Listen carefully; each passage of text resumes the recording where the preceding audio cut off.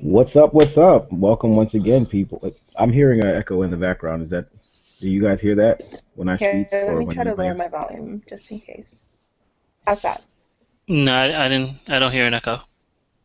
All right, okay. Yeah, it's gone now. Nope. Is it? When you speak, Joe, can you hear yourself? No. No? Okay. Mm-mm. No, I was hearing it okay. All right, let's start again. What's going on once again, people? Welcome to the Agents of Helm Weekly. It's weekly. Let me start over. All right. What's up, people, and welcome once again to the Agents of Helm weekly show, the show that gives you everything that you need, 30 minutes of entertainment and value that you can take with you to your work week and stand around your coffee machine and talk about everything that the agents have told you. I am Malik, and once again, I am your moderator for the weekly show, and we have Lorenzo. What's up, Malik? And what's going on? We have Johanna. Let's burn this motherfucker down. Yeah, oh, yes, I plan to. And last but not least, we have Joe. It's deja vu all over again. What's going on? Nothing much. So we got an opportunity, as usual, on our weekly show. Everybody got the opportunity to watch the most recent episode of The Walking Dead. So we're going to start the weekly off with that. Uh, yesterday's episode was episode number 12, entitled "Just Remember." So before we jump into everything, did everybody get a chance to see the show? I did. Don't know. All right, so let's kick it off with, as we gentlemen here do, we go ladies first. So, Johanna, what did you think about our episode, and start us off with the conversation? So, overall, this episode was kick-ass. Now, you guys have heard me complaining about violence and gore, but this episode was just so fascinating that I really didn't need any of that. And there did seem to be forward motion with the plot. We meet Deanna, who is the leader of Alexandria, which we've now established that community is now known as Alexandria as opposed to everything else around it. That's what I I said. tried to. Hmm? That's what I said back I know, but last. I thought anyway. The gated community is called Alexandria, um, and I actually was trying to look up stuff about Alexandria to see if there's any allusions to the history. I didn't get too far, but it is close to Mount Vernon, and it is very integral to kind of like the like colonies, like it was a colony and all of that. So I have to wonder, a lot of the colonies in Virginia kind of had to deal with this sort of like a lot of cannibalism and a lot of just doing really fucked up shit to survive because they had run out of stuff. So I wonder if that is in there. Probably not. So anyway, Deanna is like a politician. She now heads this gated community, and I will immediately say that you cannot trust politicians. They will use you. They will use anyone around them, and then say it's the name of altruism. Don't trust them. I don't trust Deanna for a minute. Um, there's that weird. She needs everything to be videotaped, which I mean is kind of creepy, but at the same time we have this conceit of like these monologues from we see Michonne, we see Carol in a very hilarious turn try to look as unbadass as possible, which is really awesome. She's like, well, I was kind of like the mother, like the den mother of the group, and they were protecting me, and It's partially true. I mean, that's what she was before she became a badass. but she's obviously playing it up, Oh so yeah, they definitely. don't. Yeah. This kitty cat has claws and all that. So that was interesting.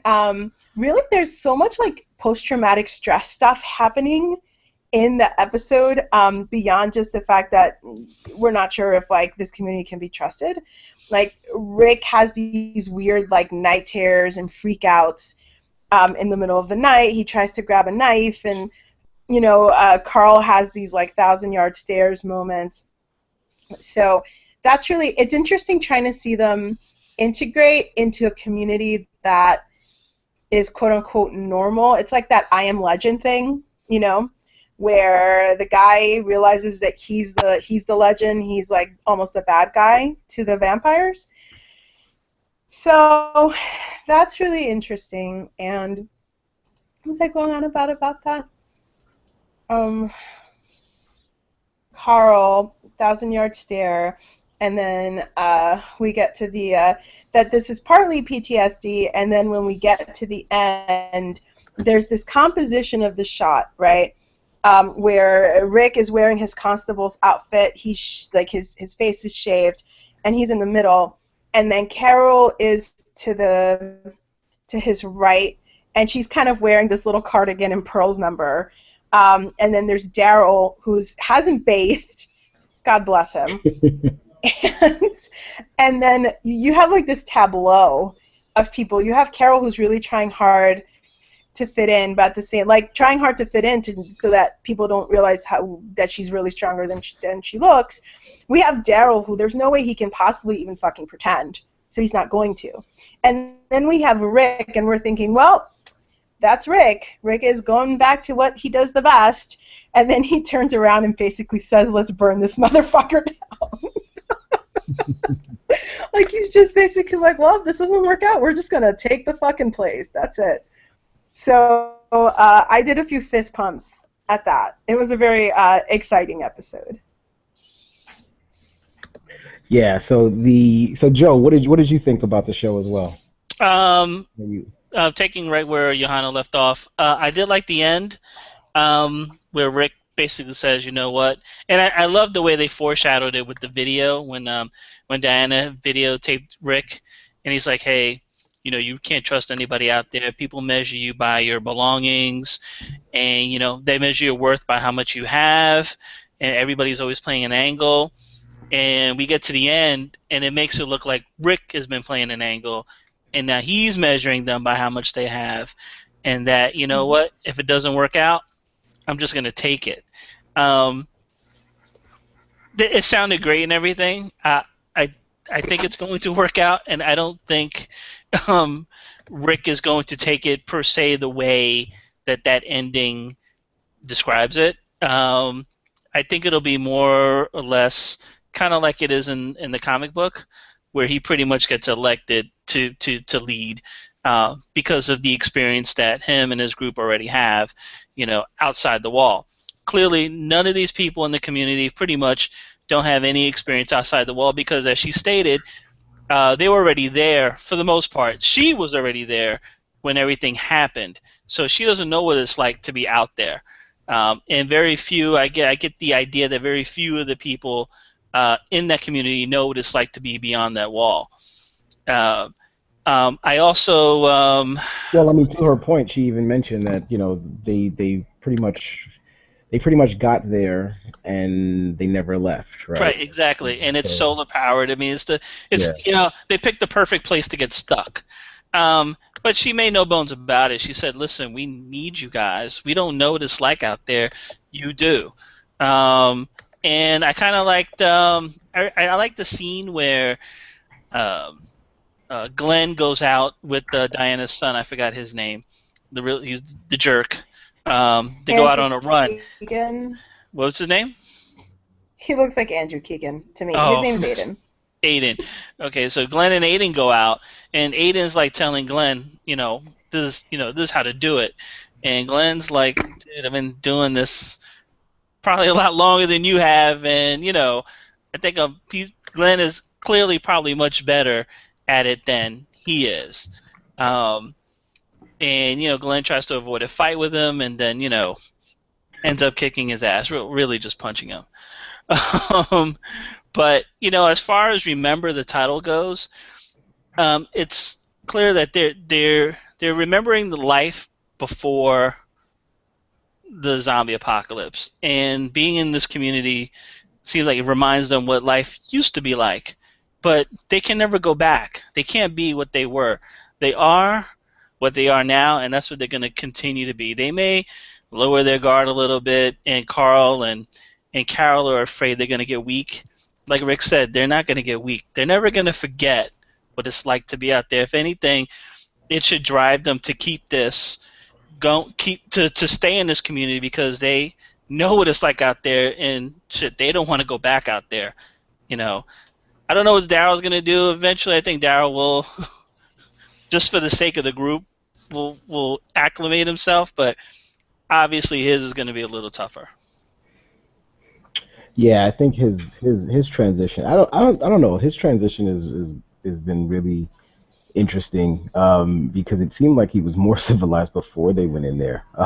Yeah. It's interesting. I mean, I had a discussion with my wife yesterday while watching the episode. With all of these women that absolutely love Daryl and they think he's so hot, and they think he's so sexy, and so on and so forth. I was like, what if your boyfriend just took a possum and just like dropped it in front of the damn house and started gutting it in front of you? Like, would that be sexy? Would that be hot?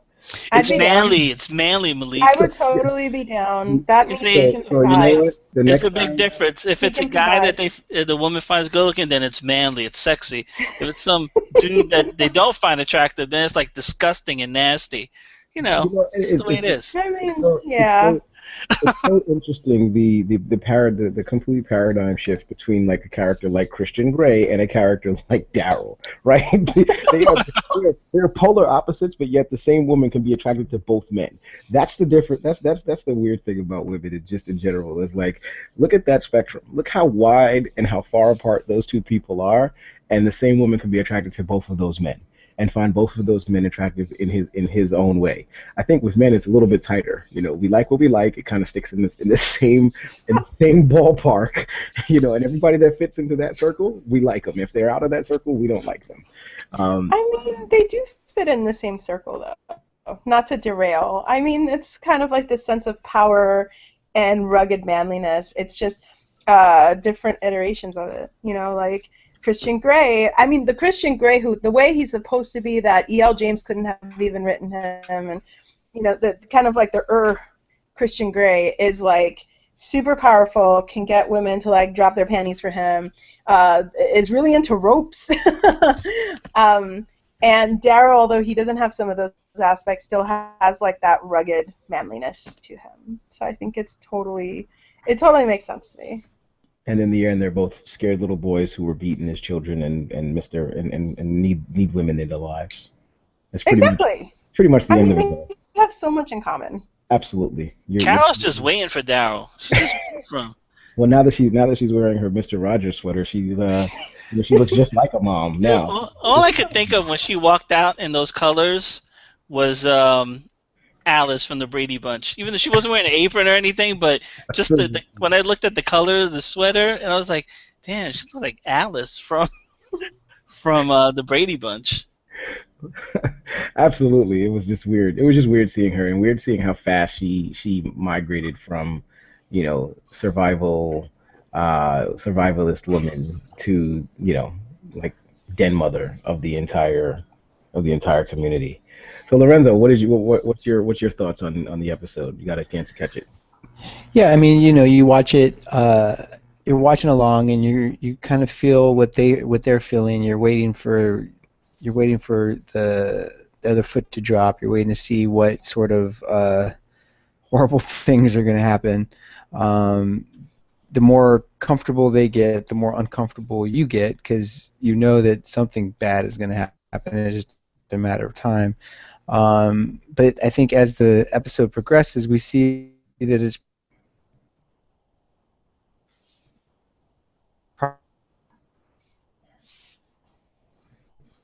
Hey, Lorenzo, you're breaking up. the whole society is just individuals. Lorenzo, Yeah. you broke up a little bit there. We really couldn't make out what you were saying. Can you paraphrase a little bit for us? Where should I start from? Joe, I would say start from the beginning. Yeah, I would say start from the beginning, but just and yeah, just kind Can't of hear flesh me. out your comment. Yeah, I mean, can you hear me now? Yep. So what I was saying was that this episode, you from Alexandria, All right, you're breaking up again. Hey, Stop you now. waiting for something to go wrong. Wait, Lorenzo, you're breaking up again. Lorenzo, is your video off? Yeah. Okay, I mean, yeah, like when you say like one or two words, you sound fine, and then when you start talking in a flow, it just like goes out.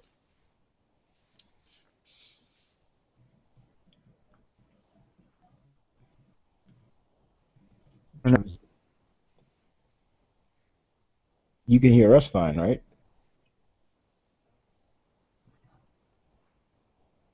Yeah, I can hear you. Okay. Yeah, you're fading in and out. It's weird. In the beginning you weren't, and then it just started.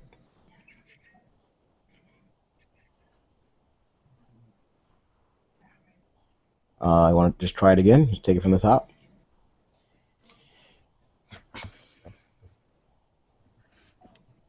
Or do you want to try to like disconnect, reconnect, or something like that?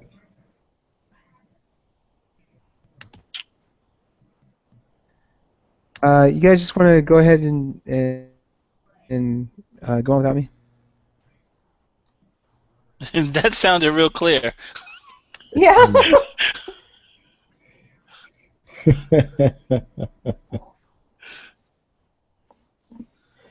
No, I think you got some really good insight on the episode. I'd love to get it. I'd love to get it recorded if we can. Hey, Lorenzo, are you using the kind of mic that hangs down, like a mic that hangs on your shoulder, or using a headset? I'm just using the regular headset. Okay. All right, so that came in really well when you said I'm using the regular headset. All right, I'm gonna try it one more time. Okay, go And if it ahead. doesn't work, then you guys just go ahead without me, all right? All right, go ahead. Um, um, so as this episode starts, you're just sort of waiting for something horrible to happen. Along with Rick and his gang are sort of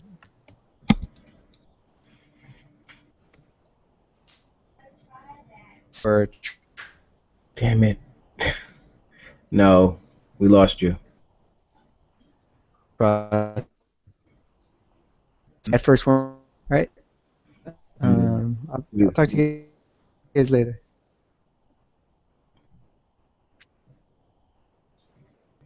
Is he disconnect? Did he disconnect? I think he No, it's said see still you on. guys later. But I didn't. Lorenzo? I could barely hear it.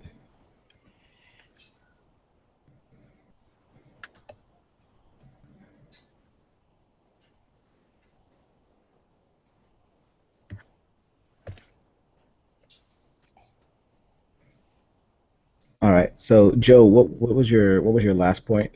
What was your last point that I remember? Um. Oh If I remember God, what was correctly. it? Well, actually, I do have a question about the episode. I wanted to ask you guys. Yep. Um. Now, remember when Rick went out? The episode before, right before they get to the gate, Rick takes his gun and he hides it in an old blender, right? Or Hmm. what? Old Yep. blender top. Then in this current episode, he goes beyond the wall. He goes back to that little shack, and he picks up the blender thing, and the gun is gone. Yep. Who took the gun? Who do you guys think took the gun? That Enid chick was acting real suspicious. Yeah, she's the one I would Yeah, I mean, do you probably think it was pick the out. girl? I mean, yeah, I mean that seemed a little obvious. That's why I didn't. Well, I, Oh, okay. the thing is, like, of pretty much everyone that we've met thus far on the show, there's only a handful of them that leave the wall, right? You right. have you have the couple, the two gay guys who, who pretty much who go out and scouting other individuals, and they clearly don't have any weapons on them. Um, or if they do, they don't, they hide them really well. And then you have, what's her name, Son, and his, band of, Aiden, yeah. yeah, Aiden and his band of foolish people that like think, obviously they think that this is a bit of a game for them. Yeah. So, I don't think that they would be, looking for, protection or anything along those lines. And I think that a girl like her, coming from where she came from, and since she was out there in the open and she was out there in the field dealing with that type of stuff, like I just think that she probably wouldn't be comfortable in this community if she didn't have some sort of a weapon, right? So it's possible that she went out there and found the gun just maybe like in her walking around, although it was kind of well hidden. Yeah, I mean it's kind of that. What if it is her? It leads me to believe she was watching them because actually she was in the was it the same shack when Carl looked over right before they went through the gate yesterday's episode. Carl looked over. He saw her.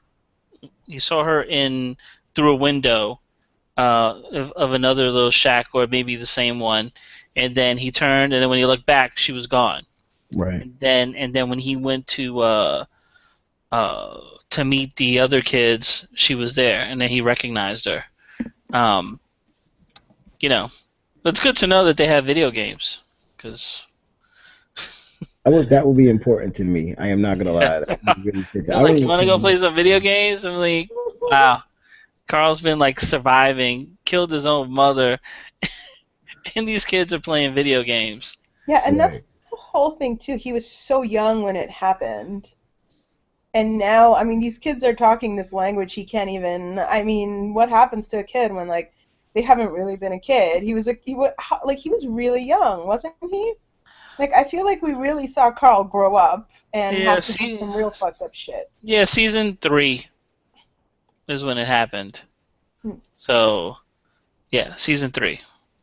So I mean, he's young now. So yeah. Yeah. He was younger when he had to kill him, but yeah, I mean it's if it goes anything like the comic book, obviously there's some changes because this Diana's in charge, and it wasn't like that in the comic book. They did have to check in their guns and do all that stuff. That pretty much everything else seems very similar. Yeah. The only problem I had with the episode, and usually, you guys know me, usually I don't have any issues with any of the episodes. The only real problem I had with the episode was that it was so centered on Rick, Carl, someone on Daryl, Michonne. Like, I wanted to see what the experience would be like for everyone. I mean, I think that they're all coming from different viewpoints and different perspectives, and I know that there's a lot of them. But I would have liked to have seen how, even if it was small pieces or small cutaways, to see how each of the characters was relating to this new environment, rather than them kind of all looking like this scared group of puppy dogs at Rick's house every night. The night when what's her name? Amanda? Was it her? Is it Amanda? What's her name? What's the lady's name? The leader? Diana. When Diana comes and sees them, and then they're all in the house, and it's like, they're all kind of sitting in corners, and they're all huddled up and stuff like that. This isn't the group of people. Like when they come in, they come in and they kind of have their, they have their presence. Obviously, they were brought in for their presence, and their presence is not felt yet. At the very least, not yet. It really. Honestly speaking, if you didn't know any better, you would just assume that Abraham and Rosita and Sasha, like they're all just non-existent. I mean, you saw Eugene like two or three times, and you saw Tara when she went out with Glenn and those guys, but she barely spoke, and they didn't have any impact. And I think it's a big enough group of more than enough characters that they could have had some kind of a bigger impact on the episode, rather than just kind of following around Rick and Carl and the main 5 or 6 characters on the show.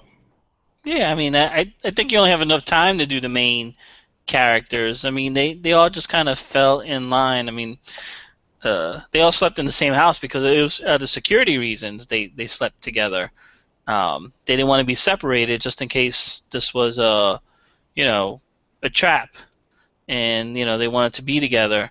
They all had some kind of I believe they all had some kind of weapon. I mean, Rick went and got a knife, but I think they all had something with them. Well, they didn't not a gun. Yeah, they didn't seem to take knives from them because Carl still had his knife. Yeah. Rick had his machete, Yeah. and even Michonne had her sword. Yeah, she still had the sword. They just took firearms. Yeah. Um, yeah, I think they just want to be ready, just in case. And Diana understood that. She was like, "Hey, y'all sleeping in the same house. Smart," I believe was the line. You Yeah. know, uh, you know, safety in numbers. But at the end of the episode, Rick was like, "You know what? You guys, go into your house. We'll split it up." Um, and I think from then on, uh, I think we have to wait for the introduction of a new villain because I don't think Diana is it. No. They may choose to go that direction. I hope she's not it, um, and that we have a new villain to worry about. I mean, Grant, we only have four more episodes left. Yep. So Oh wow. so we get start moving into that relatively quick, or they don't, and we just get a huge cliffhanger, at the end.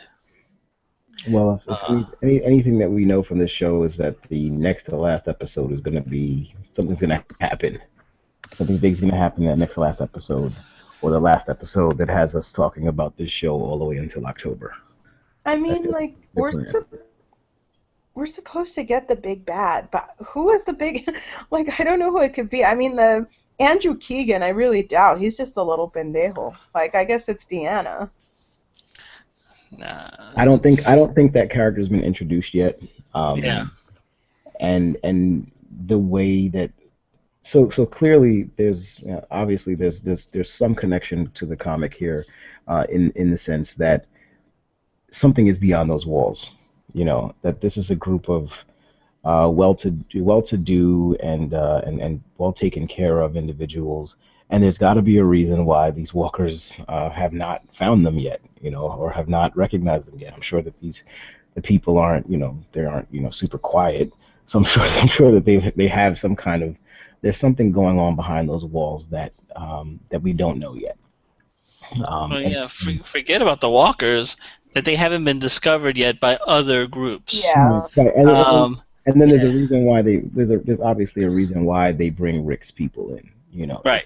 It's not obviously these people are people who can protect themselves in the event of something happening. So my guess is that they're being brought in is because there's something happening, and they're not saying anything yet because if they knew they were walking Rick and these guys into a slaughter situation, they know they wouldn't come. So it's interesting. So we'll see what happens. The next 4 episodes are going to be really interesting. Obviously, the opportunity to open up and show us a new bad guy, which you haven't really showed us a bad guy since Terminus. Unless you want to, unless And you that want. was that was a quick hitter too. I mean, it wasn't Exactly. that didn't drag out for a season. But another thing that bothered me is when Glenn went out with Aiden for the run. Uh, why couldn't they just give Glenn and Tara, and who's the third person? It's Glenn, Tara, and one other person from the group that's part of that now smaller group. Was it no? Was it Noah? It wasn't Noah, was it? It was Jaleel White. Yes. It was Noah. Okay. hmm Yeah. Why would they pick him? He can't even barely walk. Well, he seems to But be. no, that's not true. He outran Tyrese, so maybe he can run. Anyway, um, well, why did they give him these like little toy guns? Glenn's got a really big gun that he could use. That he actually brought with him. Why couldn't they give him their own guns back for these runs? I'm generally very like, I don't know, like the fact that they took their guns, I'm just like, and it all might be a fake out because I know at this point the writers have to like keep us on our toes, but I was still kind of freaked out by that, that they took their guns. I don't feel like that is a good thing. Well, it's not a safe thing for those characters, but I think that I think that it's just really good for the safety of the environment that either all of us have guns or nobody has guns. Yeah, I mean, they did it in Woodbury. I mean, they're doing it here. I mean, I think if I had a community, if I was the leader, I would do the same thing too. Anybody, nobody has guns. I think I would do that too. because then somebody's at a disadvantage. When everybody has a weapon, someone's at a disadvantage. If nobody has a weapon, then you know what? It's every man for themselves, and we'll figure it out. And then you can also be sure that nobody's just gonna go running around. Because here's the thing, Johanna, a fight happens, somebody gets killed during the course of that fight, and because these people have not been properly trained or do have any freaking clue about what's going on the outside, they don't, separate the brainstem. And so, one of these dead people turned into a zombie because they got shot during the course of a fight type of situation, and now a zombie. Now, you've got what was outside and is now inside, destroying the entire place. So, I just think guns cause, and we've seen this, even in our real life, a gun on your hip gives you a lot more a feeling of superpowers to kind of do whatever it is that you want. It increases your jerk-ass factor. Absolutely.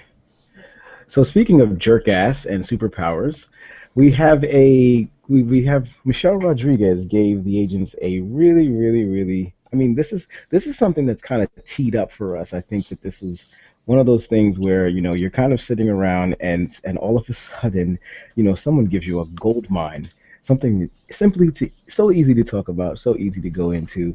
And yes, I'm talking about Michelle Rodriguez's rant about superheroes and racism. I think that's just pretty much the easiest way to let's not go too far. I think you're teeing it up just a little too much. I don't think I teed it up enough, personally.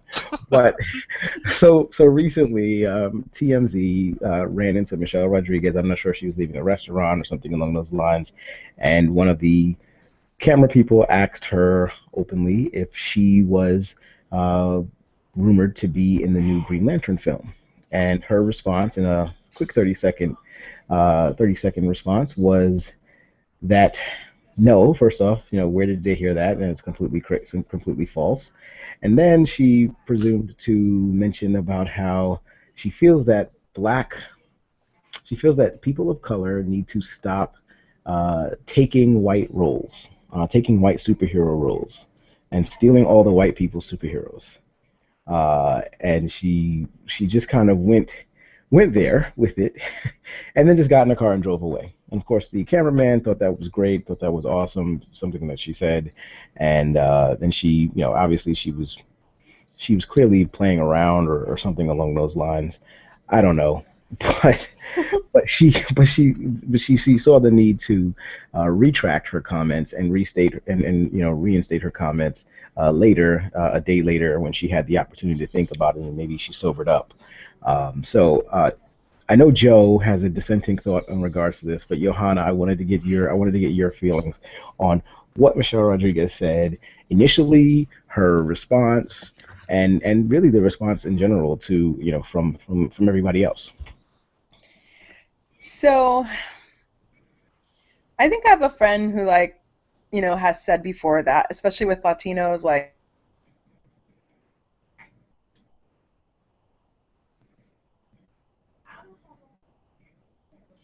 Guess we lost Johanna now. Johanna too? My goodness. They're dropping like flies. Someone's assassinating all the agents. First Lorenzo, now Johanna. Johanna, are you there? Well, it's almost good that she didn't get to say it because it's wrong. How is it wrong, Joe? I'm joking. I don't know what she was going to say, but I'm not going to say it's wrong. I'm not going to say it's right. I think this has been blown way out of proportion. That's all I'm going to say. It's blown out of proportion. She just wants movies made with the Latino superheroes.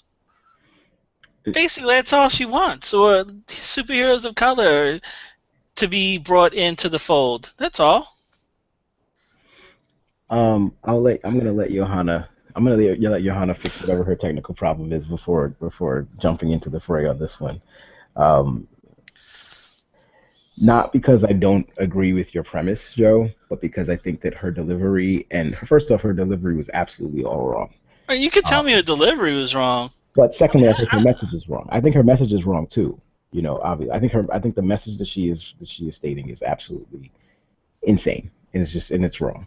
Um, okay, Johanna got bumped. Johanna got bumped. She's coming back. Yeah, I'm just sending her the invite again. But yeah. So, Look at your source, TMZ. oh, I don't watch TM. I don't pay attention to TMZ ever. Exactly. This just happened You to know come what? across They the probably to us. walked. You know, she's going to a car. Probably had a good time somewhere. It was night. You know, I don't know what time of night it was, but clearly it was nighttime. TMZ strolls up on you. You're gonna say whatever. They're TMZ. Like in the world of social media, you have to be careful of what you say. Plain and simple. You really do.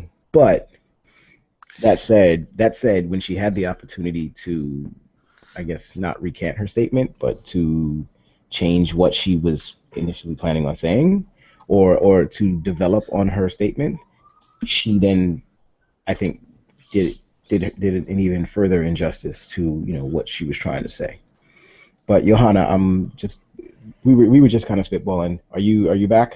Yes, I Okay, great. am. Looks like it's not the night for it's a lot of technical difficulties tonight. Exactly. Okay, so yeah, so just wanted to get your take on what Michelle said, and I'll let you go first with your replies.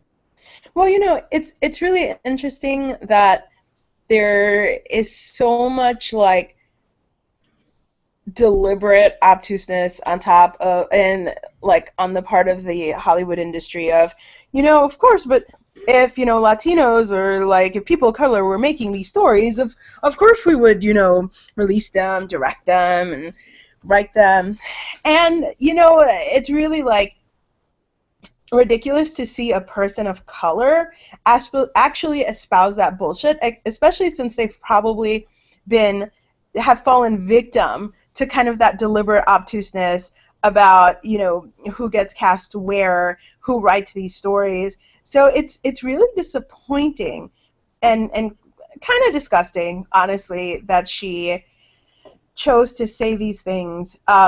Especially shows how ignorant she is about comics, because there have been several iterations of a lot of these superheroes, and correct me if I'm wrong, Malik and Joe, but some of them are now people of color. Yeah, I mean, yeah, to that point, the character that she was even rumored to be playing is a female Hispanic Green Lantern by the name of Jessica Cruz.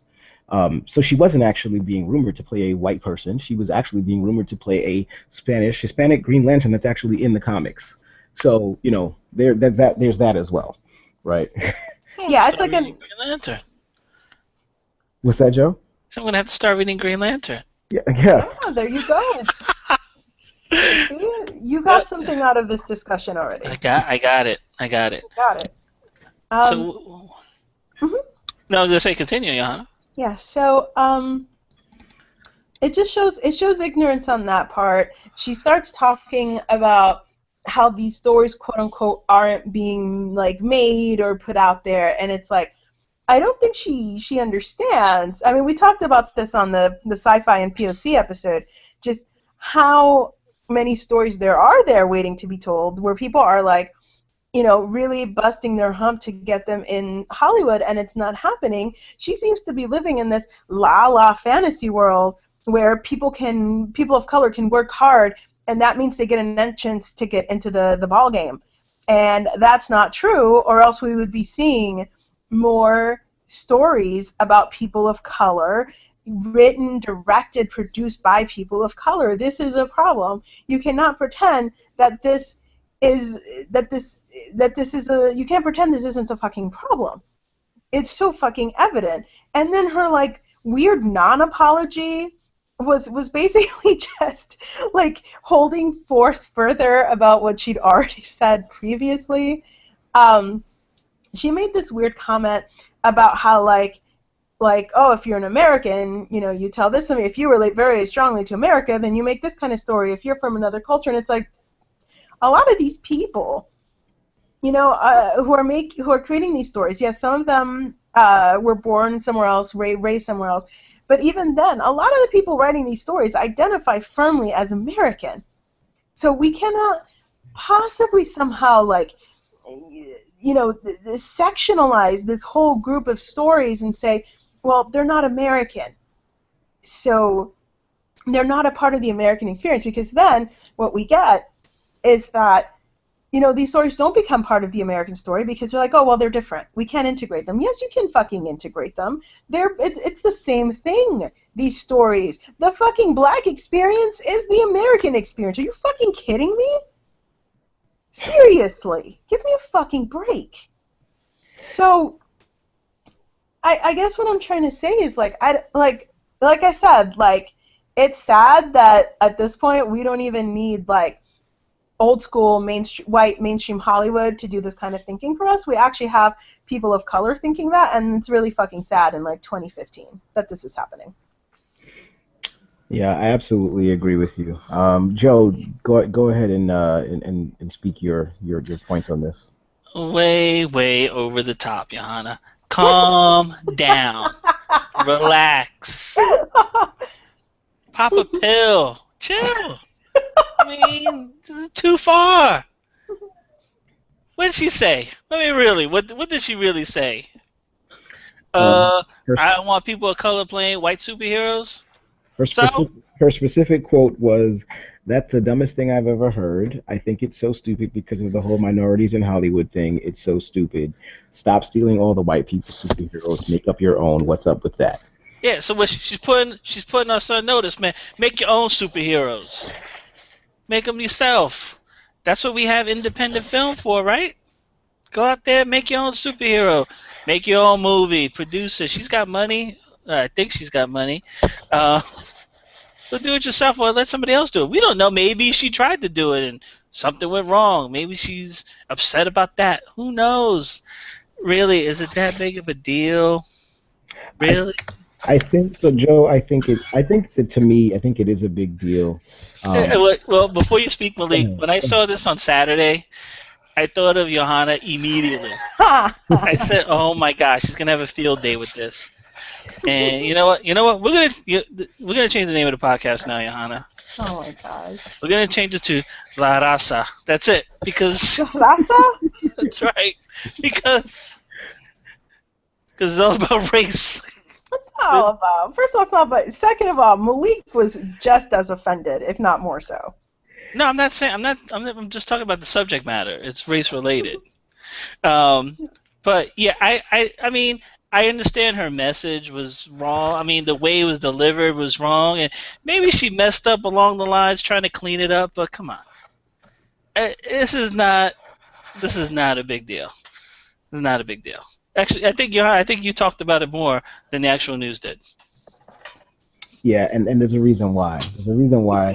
There's a reason why we talk about it here more than the actual news does, and that reason really is because this is something that obviously white America is perfectly fine with hearing. Perfectly fine with hearing a person of of Latina or black a black race talking negatively about their own people. I wouldn't say that. I think you put negative. I think she's talking negative about it. She's saying, she's putting you on notice. Say, hey, stop playing those roles. Get the other roles and do those. Get another blade off the ground. Do something else. No, see what she's saying. Like I said, what I'm reading into her words is what she's saying when she's saying that it's so stupid because of this whole minorities in Hollywood thing. What she's saying is that minorities feel some kind of way, or that we should feel some kind of way about this misappropriation of blacks or Latino people playing the roles that are meant for whites. And in all honesty, I mean, as a fan of comics, and Joey, you're a fan of comics. Just to take it from that perspective, as a fan of comics, we know, this week Captain America could be white, the next week he could be black, and then the week after that he could be Hispanic, and the week after that he could be Asian. We've had Asian superheroes, we've had, in Marvel Comics, just if I take Marvel Comics alone, we've had Asian superheroes, we've had gay superheroes, we've had female superheroes that were of Hispanic heritage, we've had superheroes of black heritage, superheroes of Asian heritage, Native American superheroes. We've had superheroes all across the entire spectrum. So when she's looking at it, she's looking at it from such a like, with the blinders on, that point of view that she has about, like, white people superheroes is like, really, are you really that blind to the genre, just the genre of film that you're talking about, to believe that all the characters that these that are displayed on these screens are supposed to be played by white people? I'd have her note that, the Samuel L. Jackson playing the Nick Fury character. Yeah, maybe Nick Fury was for a very long time was a white character that looked just like David Hasselhoff. But guess what? Very recently, during the Ultimate run, the writer, who was a white comic book writer, Brian Michael Bendis, he actually based his version of the Nick Fury character on Samuel L. Jackson, because he admired Samuel L. Jackson, because he admired the person, he admired the character. So that's why he created the character to look just like him. What she's saying is wrong, just it's factually wrong. Okay, superheroes are not for white people. As a matter of fact, superheroes are really, they racially speaking, they're not supposed to identify specifically with race. If you look just back in the days with superheroes, I mean, the first superhero, my God, he was a fucking alien. You know what I mean? Like, he wasn't even of this planet.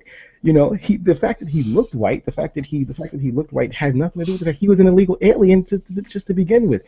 Superheroes were created by Jews when they did not have an opportunity to speak freely on their own. They didn't have a voice, the same voice that, now Black and Latino actors and actresses are continuously slighted with, and not being able to express their own voices.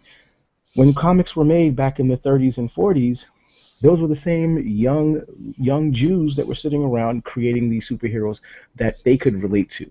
Well, now these same superheroes have grown, they've built up, and now they represent a diaspora in the comic world that supposedly reflects what we see in our world. Look, America is not white.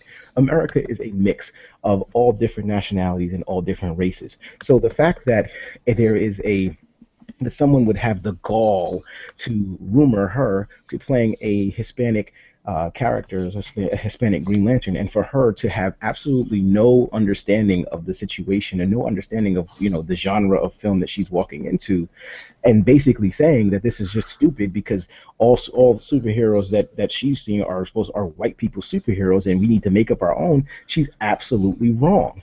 And secondly, first off, you don't know she was offered the role of Valerie Cruz. It could have been another Lantern. That's number one. Could have been something else.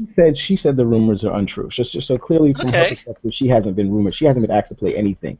The rumors were that she was being offered the role of Jessica Cruz. But like I said, but then I'm not even going to speak to. I don't really want to speak to what she said initially, because obviously, if you have to backtrack on that statement and do a whole 2-minute rant while you're laying across your bed next to your cat. Then clearly you know that what you said was fucked up. So clearly you're fully aware that what you initially said when it was taken the wrong way. Yeah, it was wrong, but who said it was the delivery was wrong? But who said the message is wrong? Look, has Johnny Storm ever been black? I don't read the Fantastic Four, but is he black? Has he ever been black? Does he have to be? I'm just asking. Has he ever been black? I'll say no, he hasn't. But the question I have to ask you in return is, why does that matter? It matters because that's the way they draw him. No, but that's what I'm saying. That's what I'm saying. Does it make him any less of a superhero that the character in this film is black? No, I'm not talking about his superhero-ness. I'm talking about the way they draw him in the comic book. Look, the comic book, he's drawn as the all-American white kid. But now you got Michael B. Jordan playing him. And in the first iteration of the Fantastic Four movies, they got Jessica Alba to play Sue Storm, who's white and blonde hair, and they got Jessica Alba to play her. I mean, I'm not saying, again, I'm not like 100% on board what Michelle Rodriguez did. I'm not, but I think it's just silly to just like dismiss it and say she's not like somewhere in the ballpark. Okay, it's kind of I equate it to something like when Jose Canseco came out and talked about steroids. They were like this man like he's a crazy man, and everything he said was pretty much true. Not to say that she's like even 100% right here, but what I'm saying is there's something to it. I don't think she's way off. Her delivery may be wrong, her attraction may be messed up, but I don't think she's way off base. So what you're saying is you think that the characters that are drawn on the paper, their representation in film should be the same as they are on paper. I didn't say it should be, but I understand what she's saying. Now, you ask me, do I think it should be that way? I don't really care. I just want to see a good representation of it. But, you know, I mean, you read something, and, people, you pick apart whether, I'm not even talking about race here or the way the person looks, but anytime, somebody reads a book and says, oh, that didn't happen in the movie, or this wasn't like this, Christian Grey doesn't look like that, he should look like this. The girl in the first Hunger Games movie. Oh, she's not supposed to be black. She's supposed to be this. Even though in the book I know it says she's black, but people up and raw about that. I mean, it doesn't matter. People want to see what they've been told, for the most part, in general. If you say this is the way it's supposed to be, that's the way it was in the book, people expect to see that on the screen. That's the expectation. Right, and I get your point there, Joe. But I feel like go ahead, Jana. that my impression of comic books, though, is that it's just so much more fluid because there's so many different iterations of all the different superheroes, so that, the Green Lantern was white, right, at some point. He's white. He's been black, but they're different people altogether. So there's different iterations of that character. Like Peter Parker is Spider-Man. Peter Parker has always been white. He's never been black. He's never been a person of color. They introduced Miles Morales, who's the new Spider-Man, and he's obviously a person of color. It's a whole different iteration of the same hero. But couldn't it be argued that the people who conceptualized that Miles Morales was going to be Spider-Man, let's say it was a person of color, I'm not sure if it was, would be, in effect, stealing a white superhero? Because now Spider-Man is a person of color, whereas before they were white. Isn't that the same thing? Michelle Rodriguez wouldn't like that either. I don't know, but that's a decision they make at Marvel. They're the ones that created the comic book. It's not like somebody else took it and made it. They decide we want to go a different direction, and that's the way they seem. Everything, every time it seems that a change is being made to a character, the best thing to do is just to change their ethnicity, and that seems to, I guess, drive sales. I don't know, that seems to be like the thing to do. Let's just change their ethnicity. It's a whole different person now, So it's owned by Marvel. They just decided to go a different direction. Yeah, I mean, I disagree with you there, Joe. I disagree with you in terms of people want to see what's on the screen. They want to see what matters. You can't say that. I disagree. No, you say it all the time when you read something and it's not like what you saw on the screen. No. Joe, what I'm saying is, no, I'm not. Like I said, I disagree with you that that's all they want. I believe that people, at the end of it all, people want a true depiction or a true description of what they've read or what they've recognized or what they've noticed. Look, you could give me the perfectly looking Spider-Man or the perfectly cast. Look, I had no problem with Tobey Maguire cast as Spider-Man, but I absolutely hated Spider-Man 3. I don't think anybody liked Spider-Man 3. I wasn't. It was just a bad movie. First Spider-Man, and the second one was I thought the second one was a great film, but a bad movie's a bad movie. It had nothing to do with the character, and plus we were already 3 movies in. But what I'm saying to you, Joe, is that casting doesn't really make a huge difference if the film is done well. Not to me. I may very well gripe about it in one way, shape, or form. Like, oh, this person didn't look like that. I mean, you've heard me gripe about Wolverine on a regular basis. You are a person. But it doesn't. You are not general. but it doesn't mean that when the film is done well, that I won't enjoy it in the same vein, in the same way that I read that. I can pick up a comic book tomorrow, and a character that I completely relate to looking one way could look completely different, because it's this new artist's rendition or this new writer's rendition of this individual character, and that character can look completely different. But if the book is good and if the book is well received, I can enjoy it in the same vein. And what she's saying is, by But by that's different because no, by it's a pigeon whole new iteration of it. It's no. not an adaptation, a film adaptation of it. Right. Well, what I'm saying is, when you do a film adaptation of Spider-Man, what's to say that Spider-Man has to be white? There is nothing saying that Spider-Man has to be white, unless you absolutely say, like, hey, look, Batman can be black. There was a black Captain America. There's been a black Captain America for the last few months. If somebody wanted to do a Captain America film, based off of the heroic efforts of the Falcon character, who is now turned into Captain America, they could absolutely do that. And that's not blacks or minorities misappropriating a white superhero, or white people superheroes.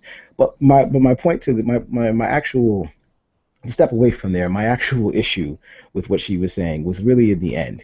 Was really at the end, when she says something along the lines of, instead of trying to turn a girl character into a guy, or a white character into a black or Latino character, I think that people should stop being lazy. Stop trying to take Yeah. what's already there and fit a culture into it. This was part of her secondary rant that's not associated with her first rant. My issue with that is, and this is something that's always bothered me. There are so many people, really, really, really talented, really, really great writers out there, that are putting these projects together, that don't have the same backing, that Michelle Rodriguez would not take their script when they send their script to her, of a character, because the scripts that she's getting are clearly from those Hollywood directors. Well, these Hollywood directors and these people that are making the films, these people that are getting the budgeting and the backing, they are they're putting these white characters out there. Don't tell me that there's nobody out there making stuff with just creating their own mythologies and making stuff with Latino, or with characters of color. Don't tell me that it's just everybody else being fucking lazy. You know what I mean? That's the thing that really bothered me about this, is that you saying that you don't see it just means that everybody else isn't doing it. That does not mean that everybody else isn't doing it. It means that you're not seeing it, and there's a reason why you're not seeing it, and that is a problem. That's a real problem. That's a real problem in Hollywood. I mean, we had this discussion on the Indie Show, with regards to really, really great people out there making movies, making films, writing things. Johanna's writing a book. We have people that are writing books all around, people that are writing screenplays all around here with characters of color. But guess what? No one's paying attention to it. And the reason why no one's paying attention to it is because they don't have that backing. If they had that backing, maybe she wouldn't say something like this. Maybe this wouldn't be something that's coming out of her damn mouth. And it shouldn't be something that's coming out of her damn mouth, because she's a woman of color. So she should know how difficult it is to break into Hollywood. She should know how difficult it is to be a person of color trying to get roles that are built for people that aren't that don't look like her. She should know what it's like to be Johanna's brother, fighting for a role. She should know what it's like to be Mtume Gant, who fought for roles. She should know what it's like to be Chelsea Bullard, who's making her own documentary. She should know what it's like to be those people, because she is one of them. So to say that you are not, to say that the reason why that all of us are being lazy, and Hollywood is just being lazy by just turning a girl character, well, guess what? You know what? Joel Siegel, Steven Spielberg, turn around. There's a black director, there's a black filmmaker right behind you that's writing all of this shit.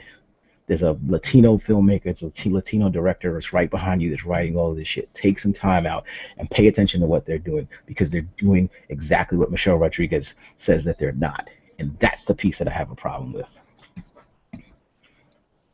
I don't know. It's really contradictory to what Johanna said the other week, that especially with the two Mexican directors who just won best director, best picture 2 years in a row.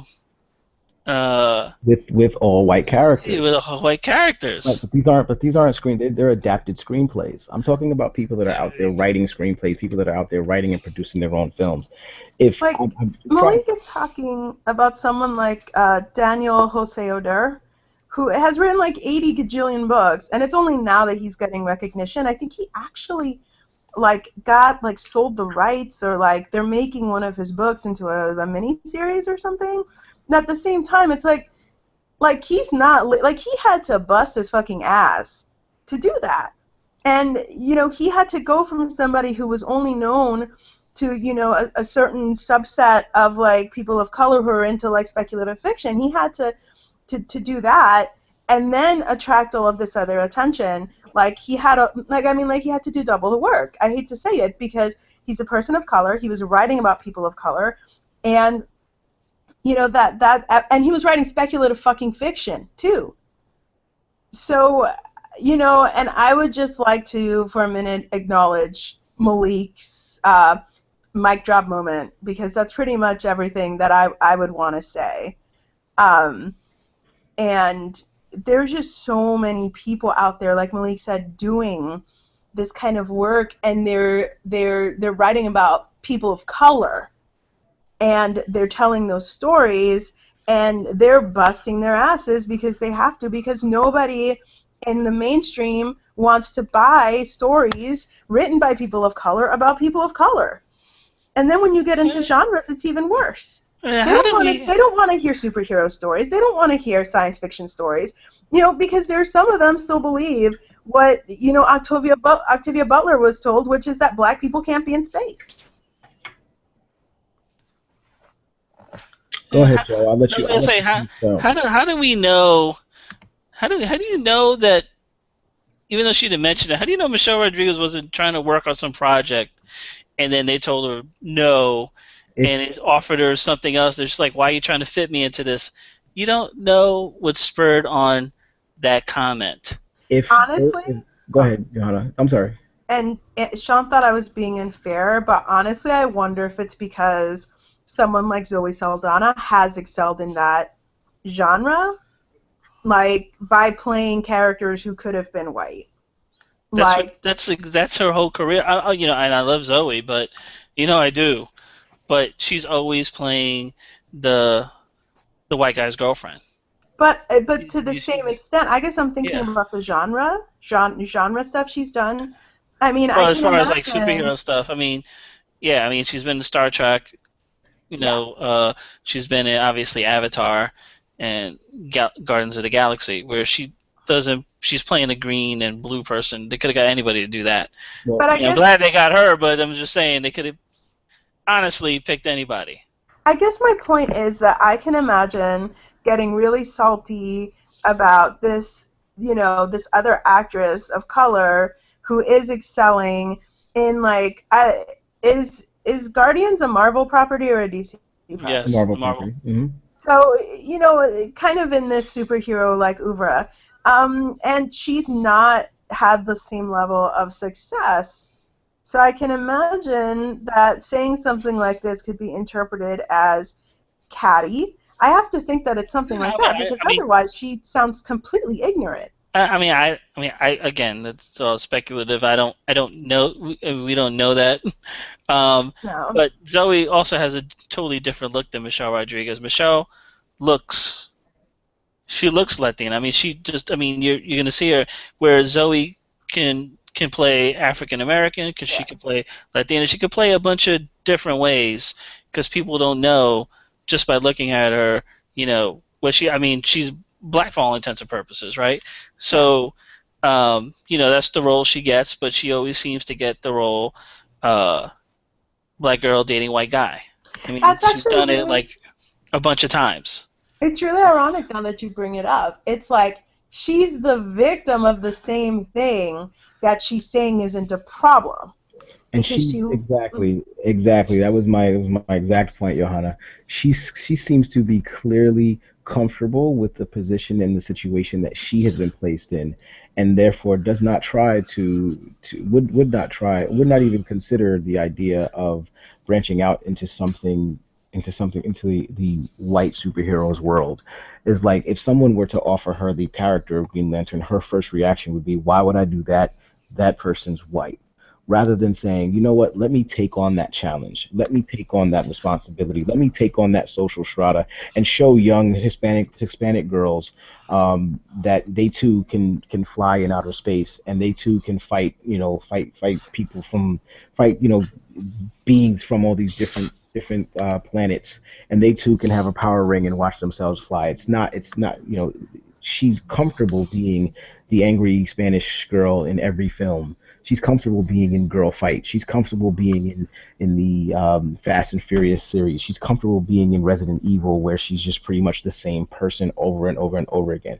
She's obviously comfortable where she is. I don't know if she's comfortable or Well, more like typecast. But she, or if you have a problem with it, Joe, if you have a problem with being typecast, usually 99% of people actually speak out about it.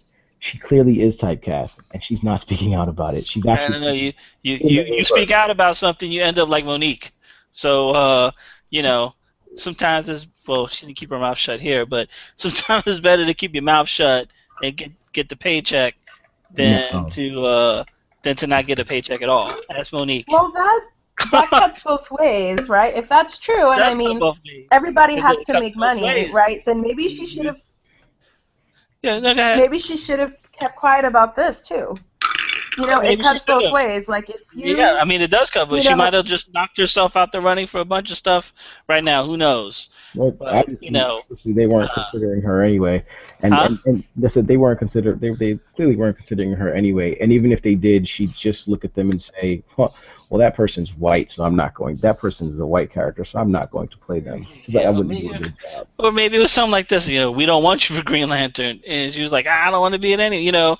You don't know what happened to spur that comment on. And I'm not that I'm giving her a pass on. I'm just saying you don't know.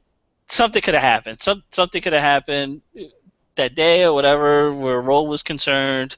Where she did things. The chips didn't fall her way. So. Well, to that point, ladies and gentlemen, we're going to end the show. Joe, Johanna, it's been great. I'm sorry we were not able to keep Lorenzo on. We're having technical difficulties there. Hopefully we can get him back for our next episode, where we will be talking Resurrections. It'll be my episode, and I'm having a lot of fun putting everything together. Yes. So we're gonna have some good conversation, good talk once again. Before we leave, though, I do want to do a quick touch point on the passing of a, frankly speaking, an iconic hero in movies, just in our time. The passing of Leonard Nimoy, 83 years old, passed away on, I believe it was Saturday or Sunday. I don't remember when I heard the news, or Friday. It was Friday, actually. Yeah, it was Friday, February 27th. He brought us one of the most iconic characters in the history of film, and he will be sorely missed. And so before we go, do you guys have a favorite memory or a favorite quote from either Leonard Nimoy or Spock that you'd like to share? So it actually hit me really hard for some reason. When I saw the news, I was like, oh my God, Spock's dead, which is not my most articulate moment ever.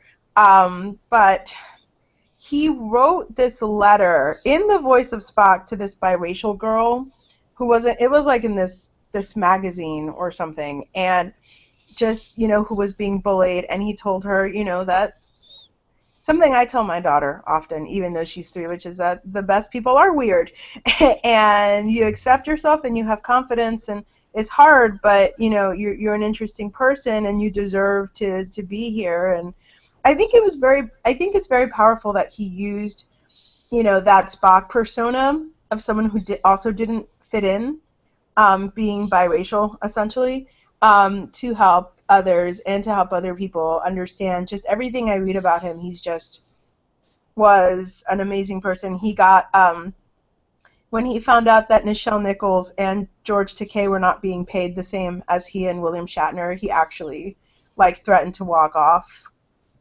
unless they got paid more, and they paid them more. And he just is a beautiful human being, I think, and I think there's an emptiness without him in it. Yeah, I definitely agree. Joe, how about yourself? Yeah, Leonard Nimoy. Obviously, I grew up in the '70s, '80s, and watched Star Trek every night on here in New York on WPIX. Seemed like it was on like 10 times a day. I don't know when I was a kid, but got to know Leonard Nimoy was like part of my life. I saw him every day for years growing up, and even on I don't know if you guys noticed, he used to be on in the later years of Mission Impossible. He was on that as well. I remember seeing that. I'm like, why is Leonard Nimoy on? I asked my parents, why is he on it? I thought it was Mr. Spock. But he was on Mission Impossible for a little bit.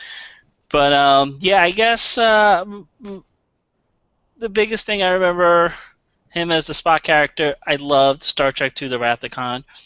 Back in the day when you go to the movies and just stay for multiple viewings, I stayed and watched it twice. Just stayed in it. For you younger people out there, you used to be able to just pay one ticket for a movie and just sit in the theater. If you want to stay there all day, you could. So I sat and watched Star Trek Wrath of Khan twice. And the most touching part of that is the end where Spock sacrifices himself to save the Enterprise, and he tells Kirk, I have been and always shall be your friend. And he does the Vulcan salute on the glass. It was a great part of the movie. It was like, wow. I remember at the time I was like, they're killing Spock. And then they sent his body over to the new Genesis planet, the planet that was created by the Genesis Project. And man, I would just wish we had another Genesis Project to bring Spock back to life, aka Star Trek 3. The Return of Spock. The Search for Spock. Yeah, absolutely. I mean, Star Trek. It's funny. I did not get into Star Trek until I was a little older, and as a matter of fact, I didn't get into Star Trek until the Next Generation, which was the Patrick Stewart. It's an interesting, to me. It's an interesting story. Like, it starts. I was, I think, 12 or 13 years old, and I was visiting family in Germany, and most of you, as most of you know, if you've ever been to a country where the native language is not English, there was not much that I could do if I did not know German, and there was definitely not much television I could watch if I did not know German. And while dealing with the issues of jet lag, and while dealing with not being able to go to sleep, at night when everybody else did because I was wide the fuck awake, I was able to find this one, I guess it was it was a UK channel that was actually in English, and all they played was Star Trek. So all they played was at night was Star Trek: The Next Generation, followed by an episode of Star Trek: The Original Series, and so that was my introduction, and that was kind of my initiation, as it were, into the sci-fi genre. I will say that I was never a huge fan of the Next Generation. It was okay. I liked Worf. I liked I liked Worf, and of course, I was a fan of LeVar Burton's character, just really the visor. But Spock always stuck with me because he was different, because he was able to, with that deadpan expression and that deadpan face, he was able to deliver some of the most amazing lines, in television history and in movie history. And so when I came back home, I really kind of just binged on everything I could find Star Trek, and I fell in love with the character. I fell in love with the stories, and I've followed him ever since. I mean, he's actually the reason, Spock is the reason why I started watching The Big Bang Theory. It was the first episode that I saw was an episode where one of the main characters, Sheldon, gets an autographed handkerchief from Spock, and he goes absolutely crazy. And I was like, this show is something I need to watch. So I thank you. I'll say this. I thank you, Spock. I thank you, Leonard Nimoy. I thank you, Star Trek, for introducing this young kid's eyes to sci-fi and to all that is nerdy. Because without you, there would be no me. Without you, there would be no podcast. I would not be on this podcast talking about all the movies and things that I've seen, and I would not have experienced all the things that I've experienced since being a 13-year-old kid that was just looking for something in English that he could watch because he was not going to learn German in 2 weeks. And probably the best description of how I felt and how I've always felt about science fiction and about space and the final frontier can be summed up in one line, and that is, once you have eliminated the impossible, whatever remains, however improbable, must be the truth. And that's Spock. And that line lives with me forever. You may not know you may not be able to explain what's going on around you, but whatever it is, once you eliminated what can't be possible, whatever's left must be the truth, and it must be your truth. So with that, I'm going to leave you guys. I hope everybody has a great night. Our new episode will be up soon, like I mentioned. And for Johanna and Joe, and for the absent Lorenzo, and for Mr. Spock, we are signing off. Agents of Helm. Have a great night. Live free and prosper. Live long and prosper. Live long and prosper. Live free and die hard. We were in the moment. We were in the moment. You can get rid of that too. Live long and prosper. I meant to say that. I was looking at Live Free or Die Hard when I was. You came up with a Mr. John Spock saying Spock McLean. Yeah.